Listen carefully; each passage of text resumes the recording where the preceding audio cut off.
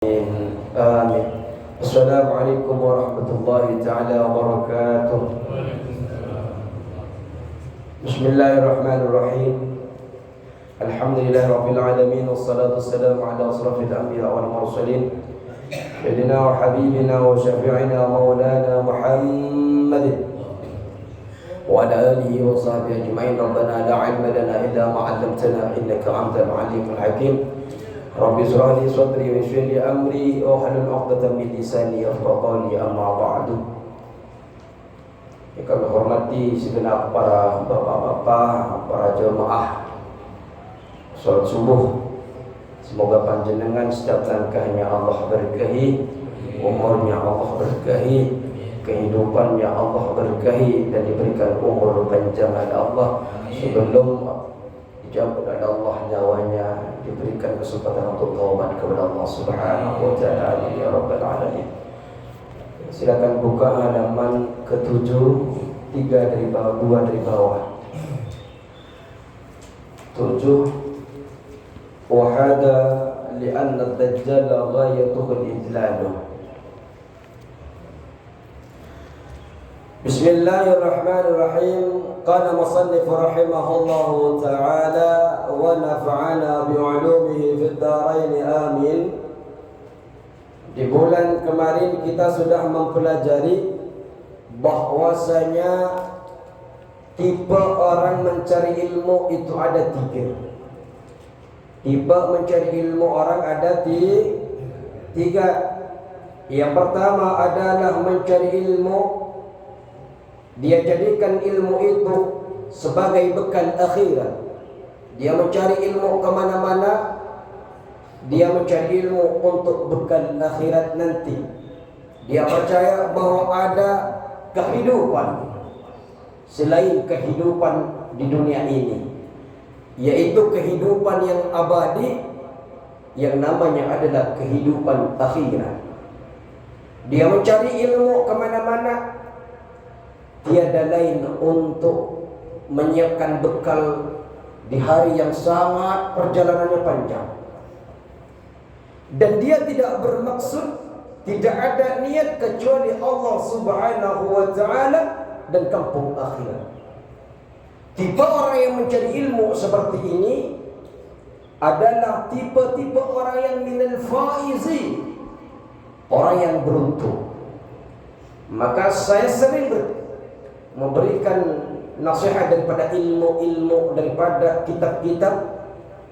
Kalau punya anak, punya cucu, bekali ketika mencari ilmu, niatkan karena Allah Subhanahu wa ta'ala. InsyaAllah kalau sudah diniatkan karena Allah, niatkan karena akhirat, ketika dia diberikan keberkahan dari ilmu, mudah cari kerja, Allah takdirkan dia jadi orang yang kaya, maka kekayaannya jadi kaya yang dermawan, yang kayanya kaya yang bisa dibawa kepada akhirat. Karena harta itu tidak bisa kita bawa mati, kecuali harta itu didermakan, diinfakkan untuk kepentingan agama. Kalau kemudian dia tumpuk, tampak dia jadikan akhirat, niatnya bukan akhirat, maka harta itu mungkin hanya menjadi rebutan oleh orang-orang sekitar yang masih ada di dalam kehidupannya. Yang kedua adalah tipe orang yang mencari ilmu untuk dijadikan pertolongan di dalam kehidupannya. Dia pengen makan dari ilmu itu, dia pengen punya jabatan dengan ilmu itu, dia jadikan sebab musabab ilmu itu hanya kepentingan dunia. Tidak ustaz, tidak orang awam. Kalau niatnya mencari ilmu itu hanya itu saja, maka orang ini dikhawatirkan kalau sebelum kematian tiba, dia dicabut oleh Allah, belum taubat, maka dia potensi untuk wafat dalam keadaan su'ul khatimah. Na'udzubillah. Tapi kalau sebelum wafat dia bertaubat kepada Allah, apa yang dia ketahui di dalam ilmunya kemudian diamalkan, maka dia termasuk orang yang faizin. Kenapa? Fa inna taiba min adh-dhanbi kaman la dhanba lahu. Sesungguhnya orang yang bertaubat dari dosa seperti orang yang tidak ada dosa baginya. Ini tipe yang kedua. Tipe yang ketiga adalah tipe orang yang mencari ilmu untuk kebutuhan dunia, memperbanyak jamaah, pengen naik pangkat, punya banyak harta. Kemudian setan telah mengalahkannya. Dia kemana-mana berfatwa, dia kemana-mana berdakwah, tapi dia tidak mengamalkan akan ilmunya. Dia lalai dengan firman Allah, ya ayyuhalladzina amanu, wahai orang-orang yang beriman, lima taquluna ma la taf'alun. Mengapa engkau tidak mengerjakan terhadap apa yang engkau katakan, yang engkau fatwakan, yang engkau dakwahkan, yang engkau nasihatkan untuk umat? Yang ini kemudian respon oleh Rasulullah sallallahu alaihi wasallam jauh 1400 yang lalu. Ana min wairi dajjal akhwafu alaikum min ad-dajjal.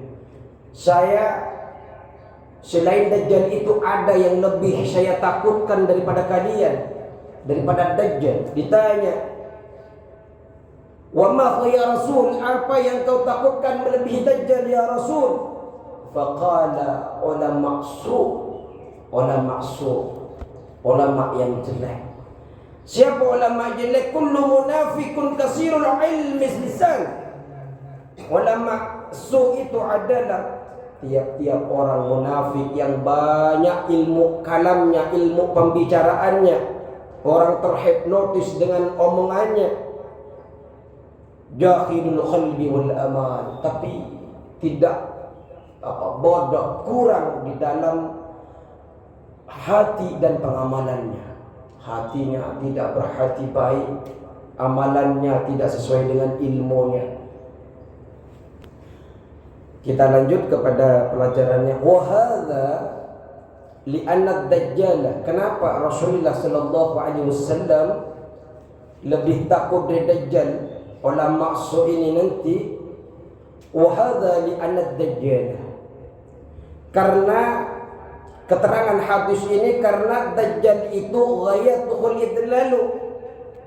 Tujuan utama dari dajjal itu adalah menyesatkan. Sudah jelas tujuan utamanya adalah menyesatkan. Datang ke dunia, persentase air itu dikurangi oleh Allah. Dajjal turun membawa air, di mana orang-orang itu pada kehausan. Ya namanya haus, Pak. Ada orang yang bawa air, pengen minum. Urusan perut, Pak, orang kadang lupa. Beberapa bulan kemarin kalau tidak salah, ada seorang satpam yang sampai sujud-sujud. Ketika ditanya kenapa sujud, takut orang yang mengintimidasi itu melaporkan kepada atasannya, kemudian dia dipecat. Urusan perut kadang lupa. Belum dajjal turun, itu hanya manusia. Belum memang betul-betul yang membawa misi yang akan menghilangkan keimanan kita.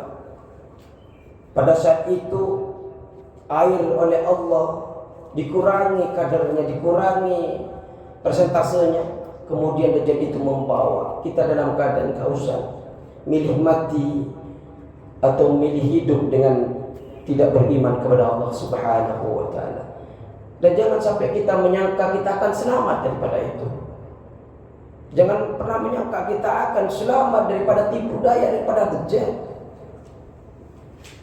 Karena kita sekarang masih berada di dalam fase ketika ada orang yang memiliki karamah, khurqil ada, di luar kebiasaan. Kita menganggapnya dia wali, kita menganggapnya dia luar biasa. Padahal kita tidak tahu, jangan-jangan itu datang daripada syaitan yang akan menakjubkan kita yang kemudian merubah keimanan kita yang tidak lagi kepada Allah Subhanahu wa ta'ala. Maka hati-hati, keimanan itu kita jaga. Ini adalah nikmat yang luar biasa. Kalimat la ilaha illallah, tiada Tuhan selain Allah, itu bukan hanya tidak Tuhan. Tiada yang memberikan rezeki kecuali Allah. Tidak ada yang memberikan kekayaan kecuali Allah. Tidak ada yang memberikan kesehatan kecuali Allah. Tidak ada yang memberikan anak yang soleh kecuali Allah. Tidak ada yang menjaga keluarga itu dari keamanan kecuali Allah Subhanahu. Simple kalimat la ilaha illallah, tapi luas di dalam maknanya. Wa mislu hadzal alim, adapun orang alim seperti ini, wa in syarrafan nas 'anid dunya bilisanihi, meskipun memalingkan manusia dari dunia dengan lisannya, wa maqalihi, dan dengan nasihat-nasihatnya, fa huwa da'il lahum ilayya bi a'malihi wa ahwalihi, sejatinya dia sedang mengajak bagi manusia untuk menuju dunia. Kenapa? Sebab amal-amal perbuatannya dan keadaannya. Dia mengajak kepada manusia, jangan hubbud dunya, jangan ditaklukkan oleh dunia. Tapi kita lihat ustaz-ustaz, kiai-kiai, ketika datangnya dunia malah berebutan. Artinya hubbud dunya itu bukan berarti Pak meninggalkan dunia, tidak, perbanyak dunia. Karena memang dalam Islam selalu didoktrin kita oleh agama, tangan di atas lebih baik daripada tangan di bawah. Sedekah, ada sedekah wajib, ada sedekah sunnah. Bagaimana tanggungan orang-orang yang du'afa di sekitarnya ketika baitul mal tidak bisa memberi, ketika wakaf tidak bisa memberi, semua akan berakhir kewajiban itu kepada agniya, orang-orang kaya di sekitarnya. Pentingnya orang kaya, Allah muliakan orang kaya ketika kekayaannya digunakan untuk jalan Allah Subhanahu wa ta'ala. Maka banyak kiai, ustaz berdakwah, tinggalkan dunia, jangan hubbud dunia, tapi ternyata dia malah menumpuk dunia dan lupa bahwa dirinya sedang dikuasai oleh dunia. Sehingga orang yang seperti ini, dari mana Bu Ustaz tahu bahwa banyak ulama, ya saya kan Ustaz juga kata orang ya. Ya teman-temannya Ustaz, ya kata orang ya, walaupun tidak pantas kami disebutkan Ustaz. Cuma ya kami oleh Allah diamanahkan oleh Allah untuk berdakwah seperti ini. Kami dikelilingi oleh banyak teman-teman. Kadang itu kami, namanya manusia, dikasih jadwal sudah rutin, ada tawaran yang lebih. Itu terkadang kita, ini bukan karena hubbud dunia. Kadang tidak. Oh, ini di sini sekian, di sana sekian. Itu sudah termasuk kita. Saya kalau berbuat seperti itu, maka pada saat itu termasuk ulama masuk. Maka termasuk ulama yang jelek. Yang paling betul adalah apa? Kita bismillah dari rumah untuk dakwah, menyampaikan agama. Ada atau tidak, kita pasrahkan kepada Allah Subhanahu wa ta'ala. Yang penting nikmat terbesarnya adalah bisa mentransformasi ilmu antara kita dengan para jemaah. Itu sudah nikmat yang luar biasa. Kalau kemudian dia mengajak kepada jemaah jangan hubbud dunia, tapi dia hubbud dunia, maka sejatinya dia sudah mengajak kepada jemaah untuk cinta dunia tanpa terasa dengan perbuatannya sendiri dan keadaannya sendiri. Wa lisanul hali afsahu min lisanil maqal. Keadaan lisan, bahasa lisan itu lebih fasih daripada bahasa ucapan. Kita ngelihat orang itu lebih gampang ketika dia praktekkan sholat daripada nyuruh sholat gini caranya, gini caranya. Lebih gampang ketika langsung ngelihat. Kenapa? Nasihat secara etik, secara perbuatan, cara yang ditunjukkan dengan perbuatan itu lebih mudah dicerna oleh kita dari hanya sekedar ucapan. Rukuk begini, sujud begini. Ada yang tidak usah mengucapkan rukuk begini, langsung dipraktikkan Allahu Akbar. Oh, sholat itu begini. Jadi nasihat jadi keadaan bahasa tubuh, bahasa perbuatan itu lebih fasih, lebih mantap daripada bahasa ucapan. Jadi keliling kemana-mana, jangan hubbun ya, jangan hubbun ya. Dia mamerkan dunia, dia mamerkan segala harta dengan kebanggaan dan pangkat-pangkatnya. Orang awam melihat, oh, ustadz itu berbuat begini berarti tidak salah, maka saya akan berbuat seperti itu karena ini dianggap benar. Kenapa? Kitabnya, landasannya, dalilnya adalah ulama. Ini adalah bahasa tubuh yang kemudian mungkin bahasa lisannya dakwah kemana-mana nggak masuk, tapi yang masuk adalah bahasa tubuh. Kenapa? Watiba'un nasu ila al-musa'adil fil a'mal am yalu minha ila al-mutahaba'ati fil aqwal. Karena naluri watak manusia itu di dalam perbuatannya itu, di dalam mengamalkan kebaikan itu condongnya mengikuti perbuatan tubuh daripada mengikuti perkataan-perkataan. Jadi lebih condong orang itu ngikutin secara fisik, secara kasat mata daripada hanya ucapan. Makanya kami para pendakwah hati-hati kalau di jalan lampu merah nyerobot. Oh, berarti boleh ini. Kenapa? Ustadznya nyerobot. Nyalip kanan, nyalip kiri. Oh, boleh berarti ini. Kenapa? Ustadznya begitu. Ya kan mau buka kitab, mau buka kitab-kitab turas, kitab-kitab klasik seperti yang panjenengan pegang itu kan kadang tidak ada waktu bagi orang awam. Walaupun tahu mau maknainya kan susah. Sehingga yang dijadikan pedoman adalah ustadz, adalah tokoh agama sekitar. Ketika dia tidak berbuat baik maka dia anggap benar, karena dia meyakini ustadz sudah punya landasan. Padahal belum tentu. Ternyata dia itu sedang ada setan abyad yang sedang mengganggu. Jangan-jangan dia termasuk adalah ulama su yang tidak patut untuk ditiru. Fama afsadahu hadal maghrur bi a'malihi.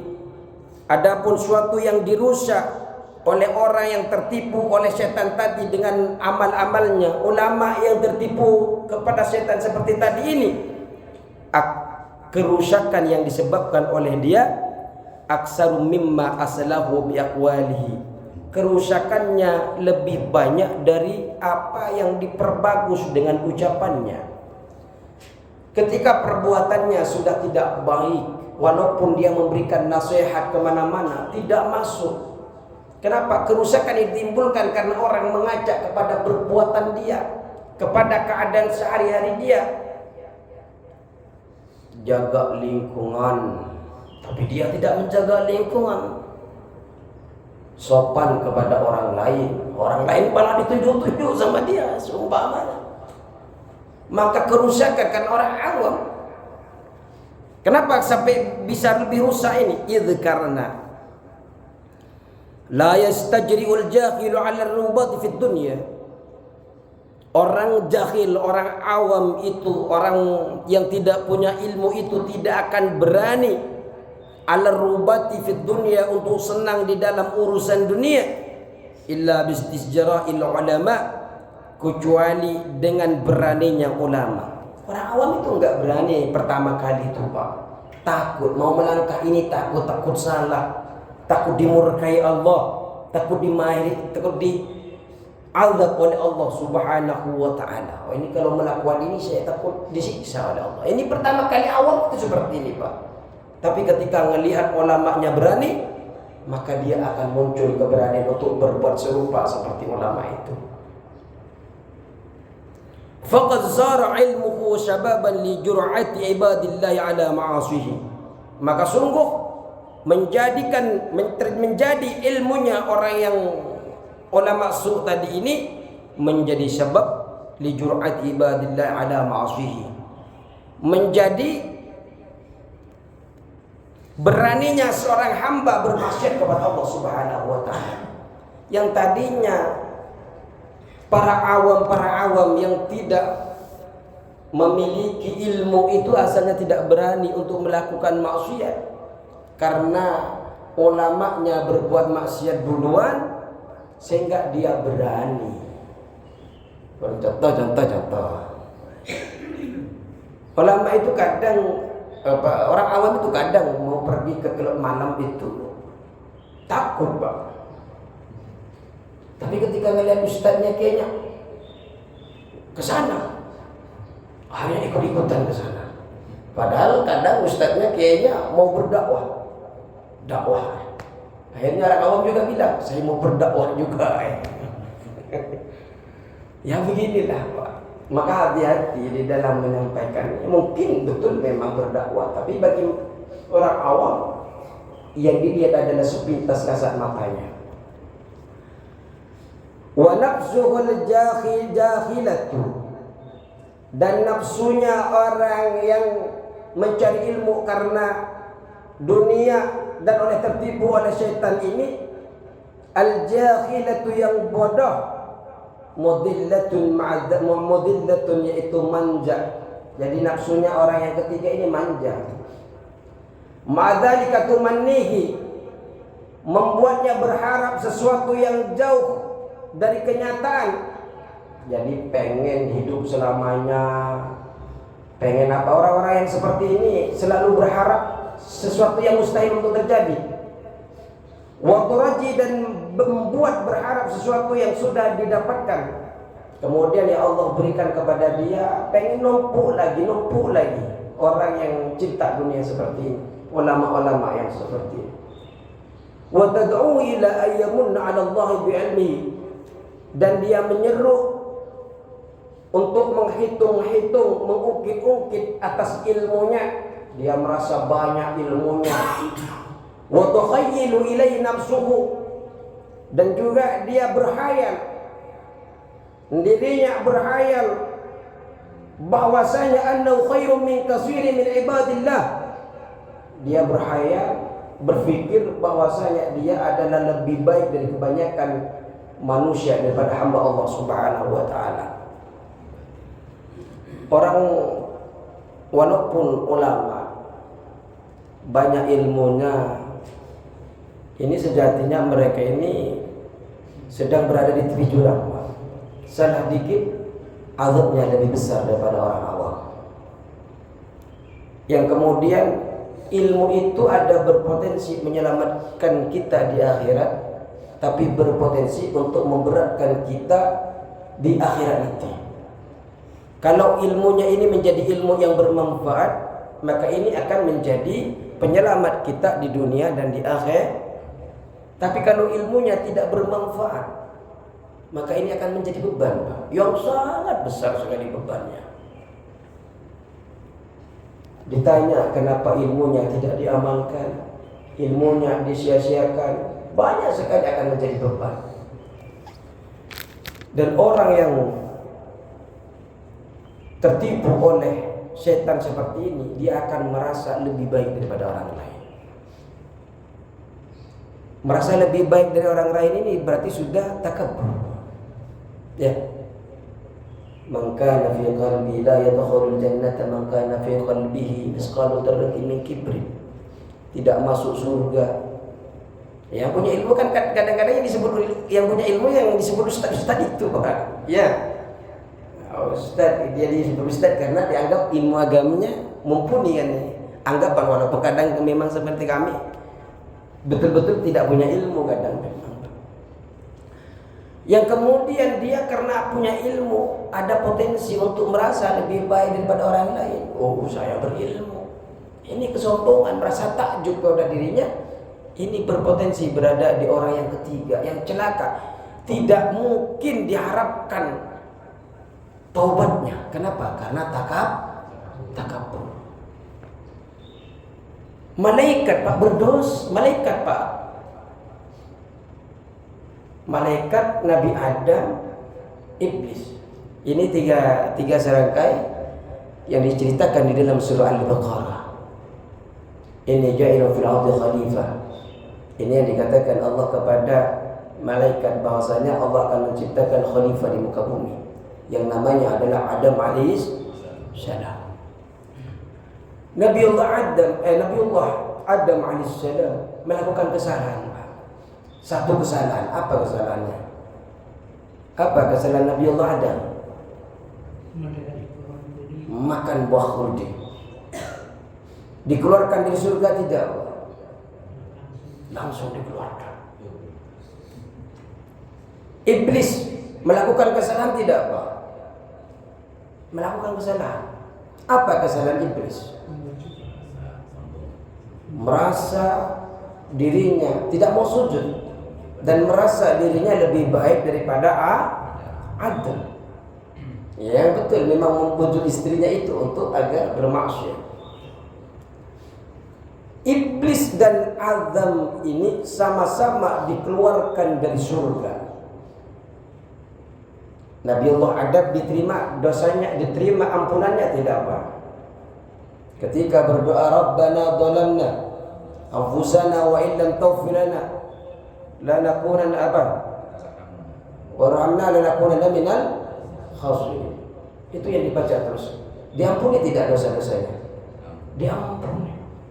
Iblis sampai sekarang, Pak, tidak diampuni, Pak. Kenapa? Kesalahannya karena dia merasa lebih baik dari makhluk yang lain. Orang yang seperti ini angil, kata orang, angil. Orang yang merasa lebih baik dikasih nasihat angil, Pak, karena merasa berilmu, merasa sudah baik di sisi Allah. Ini yang bahaya. Makanya kami itu mesti, para asatidz, para kiai, mesti kami banyak belajar lagi, Pak. Ikut taklim lagi, ikut ngaji lagi. Kenapa? Kami ini perlu istifadah, mencari ilmu kembali, mengambil manfaat terus menerus. Jangan kemudian karena kami dipanggil ustaz berhenti belajar, tidak. Kami sehari-hari belajar terus, Pak. Kalau dibandingkan dengan anak saya, jangan-jangan lebih semangat saya belajarnya, Pak, lebih banyak belajarnya saya ketimbang anak saya yang masih di dalam pendidikan. Kenapa? Karena kami itu diamanahkan oleh Allah untuk menyebarkan agama, maka kami perlu banyak belajar. Karena kami itu memang betul-betul tidak punya ilmu. Malu kadang kami itu dipanggil ustaz. Sehingga itu jangan sampai kita merasa lebih enggak belajar, saya sudah pinter. Wong saya dulu di pesantren udah hatam berulang kali itu. Enggak usah, tinggal kalau ada nanya, tinggal buka pertanyaan. Tidak bisa. Jangan pernah merasa lebih baik daripada orang lain. Ini orang tiga ulama di antaranya ini merasa lebih baik. Di dalam kitab Nashihul Ibad, ketika kita bertemu dengan orang yang lebih muda, kita harus penuh dengan sayang, Pak. Jangan pernah merasa lebih baik daripada dia. Selalu beranggapan bahwa anak yang masih muda, masih belia itu dosanya lebih kecil daripada saya. Saya lebih lama, sehingga potensi untuk melakukan dosa lebih banyak. Ketika bertemu orang yang lebih tua daripada kita jangan pernah merasa lebih baik. Kenapa? Orang yang lebih tua itu lebih lama hidupnya, sehingga lebih banyak beribadahnya kepada Allah Subhanahu wa ta'ala. Ketemu dengan orang miskin, fakir, jangan merasa lebih baik. Dia hisabnya nanti kecil dibandingkan saya. Ketemu dengan non-muslim, jangan merasa lebih baik. Jangan-jangan saya nanti sebelum wafat mati dalam keadaan su'ul khotimah, sedangkan yang disebut dengan non-muslim dia mendapatkan hidayah dari Allah, kemudian sebelum akhir mengucapkan asyhadu an la ilaha illallah wa asyhadu anna muhammadar rasulullah. Dia sebagaimana kita sebutkan tadi di dalam Al-Imam Ghazali, apa yang dikatakan Imam Ghazali, fa inna ta'iba minad dambi, orang yang bertaubat dari dosanya, kaman la dzamba lahu, seperti orang yang tidak memiliki dosa sama sekali. Sedangkan kita numpuknya luar biasa dosa-dosa itu. Maka jangan berhadapan dengan siapapun, jangan pernah merasa lebih baik. Cukuplah Adam, cukuplah iblis itu sebagai nasihat kepada kita yang dirangkum, yang diletakkan oleh Allah dalam Al-Quran sebagai hidayah bagi kita. Fakun ayat talibu, maka jadilah engkau wahai para penuntut ilmu, minal fariqil awwali, dari kelompok yang pertama. Wahai para pencari ilmu, silakanlah kalian menjadi orang yang kelompok pertama. Apa kelompok pertama? Mencari ilmu karena Allah Subhanahu wa taala, karena memperbanyak bekal akhirat. Kalaupun panjenengan kayanya dibuat investasi akhirat. Karena kaya memang butuh kaya Pak, kata siapa nggak bisa dibawa akhirat? Bisa Pak. Tapi ketika hartanya dijadikan amal ibadah, ketika dijadikan untuk kepentingan niatnya, kepentingan agama, harta dibelikan mobilnya dibawa dakwah, dibawa panjenengan untuk daftar majlis, dibawa silaturahim, akhirnya tapi ketika mobilnya dibawa ke tempat diskotik, habislah itu Pak. Punya harta, panjenengan belikan bajunya dibuat sholat, dibuat biaya anak-anak. Akhirnya setiap kebaikan yang mengalir maka akan terus bertambah kebaikannya di akhirat. Makanya Pak, anak-anaknya itu kalau urusan pendidikan berikan Pak, dan tanamkan niat karena Allah, karena nanti itu ada yang takjub. Ya Allah, akan bertambah cahaya pahala di akhirat, di alam kubur, sampai bertanya kepada Allah, ya Allah, bukankah amalku sudah engkau stop? Kan orang wafat kan stop gak amalnya Pak ya? Bukan saya sudah nggak sholat, nggak haji, nggak umroh lagi ya Allah. Ini kok cahayanya semakin besar, pahalanya semakin banyak. Dari mana ini ya Allah? Ini dikata Allah, bistighfari waladika laka. Ini sebab istighfar anakmu yang diberikan kepadamu.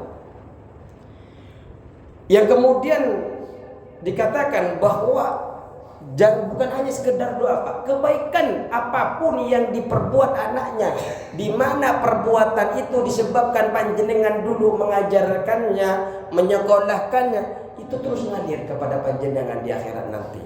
Amin Allahumma amin.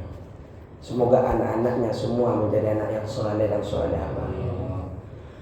Wahdar an takum minal fariqis tsani, dan hindarilah, takutlah engkau menjadi kelompok yang kedua. Fakam min muwasawifin, betapa banyak orang yang menunda-nunda ajalahu. Betapa banyak orang yang menunda-nunda ajalahul ajalu qabla taubati. Tiba-tiba ajalnya datang sebelum dia bertaubat. Jadi kalau nomor 2 ini kan dia punya niat karena dunia, tapi masih ada khawatir di dalam dunia, di dalam hatinya, bahwa niatnya adalah niat yang salah. Hati-hati dengan ini. Kenapa? Betapa banyak sebelum taubat orang itu sudah dicabut duluan nyawanya oleh Allah Subhanahu wa taala.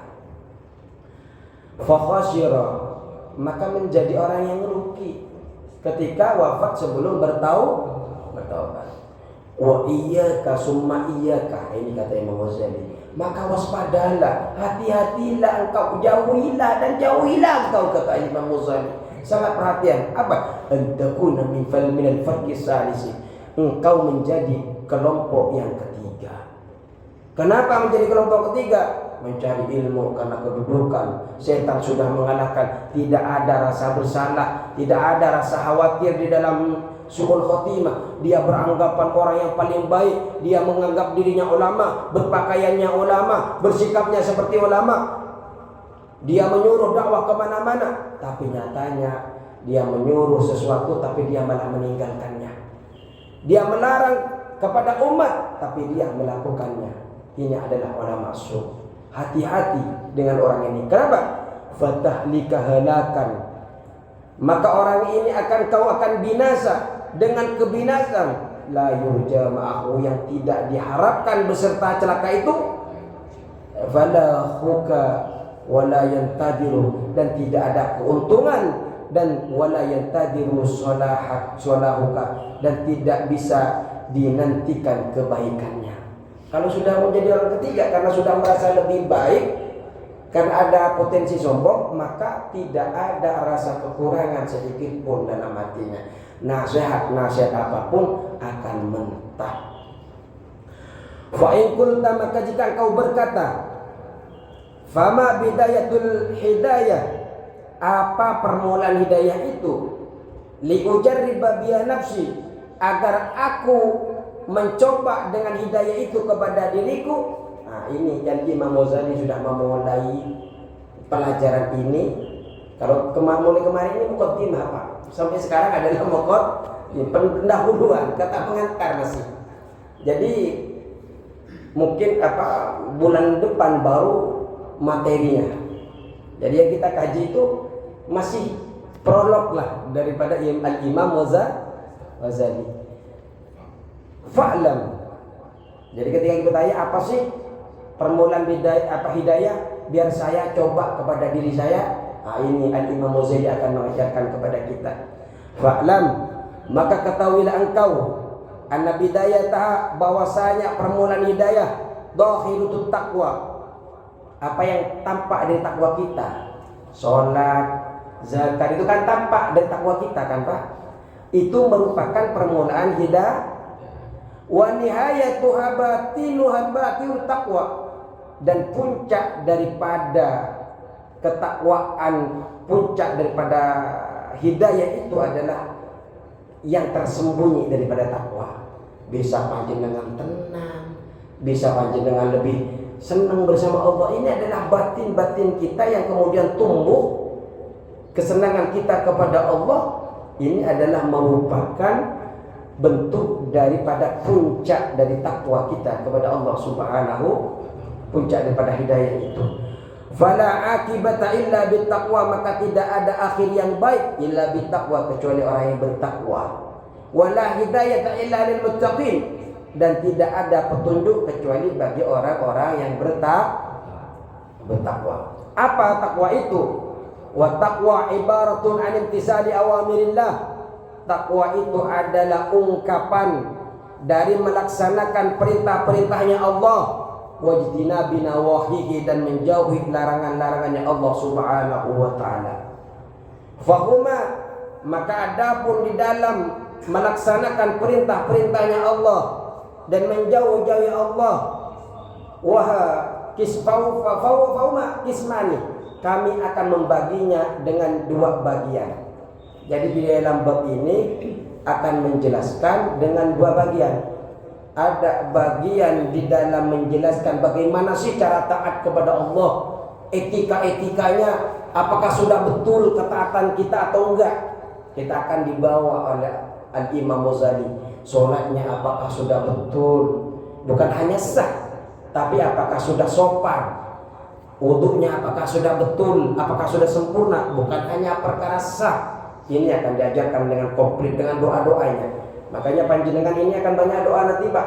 Bawa pulpen nggak apa-apa, maknakan itu.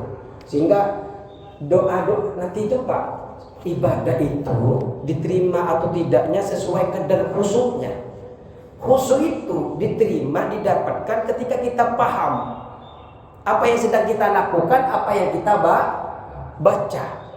Makanya nanti itu ketika nyampe doa, panjenengan tulis maknanya itu. Sehingga ketika panjenengan berdoa di rumah, baca itu disalin oleh panjenengan atau dibawa kitabnya, panjenengan betul-betul paham apa yang panjenengan doakan, betul-betul paham di dalam setiap kalimat yang ada di dalam sholat. Terus, waha ana usyiru alaika, waha, perhatikanlah engkau, ana usyiru alaika, saya akan menunjukkan kepadamu, bijumalin, dengan pokok-pokok muhtasiratin yang diringkas, min dhahiri ilmi taqwa fil ismaini, di dalam lahiriah ilmu taqwa, di dalam dua bagian, jami'an, di dalam keseluruhan. Saya akan menjelaskan kepada panjenengan dengan ringkas, kata Imam Ghazali, karena ada kitab induknya Pak, namanya Ihya Ulumuddin. Ini hanya ringkasannya kita. Jadi kita mempelajari ini sama persis mempelajari kitab Ihya, tapi ini ringkasannya. Wa ulhiqu, dan aku akan menambahkan kisman, satu bagian lagi, salisan, yang ketiga. Jadi kalau tadi akan menjelaskan dua bagian, bagian bagaimana cara taat kepada Allah dan bagian bagaimana cara menghindari larangan daripada maksiat kepada Allah Subhanahu. Sampai maksiat, cara menjauhi maksiat diatur tata caranya oleh Imam Ghazali. Cara taatnya, pergi ke masjid, pergi ke musola bagaimana, setelah nyampe musola bagaimana, keluar musola bagaimana, doanya sampai Allahumma fir lan waftah lan abwaab rahmatik, itu ada artinya, maksudnya apa? Itu nanti akan dikaji oleh Imam Ghazali dan akan ditambah dan dengan satu bab yang menjadi bab ketiga, liyasir hadal kitabu jami'an, agar menambah menjadi kitab ini sebagai lebih mencakup, mughniyan, yang mencukupi. Akan ditambah di dalam bab yang ketiga yang akan mengatur, menjelaskan tentang bagaimana bersosial, berteman dengan Allah, bersosial dengan tetangga. Wallahul musta'anu, dan adapun Allah itu al-musta'anu, yang dimintai pertolongan. Cukup sekian. Wallahul muwaffiq ila aqwamit thariq.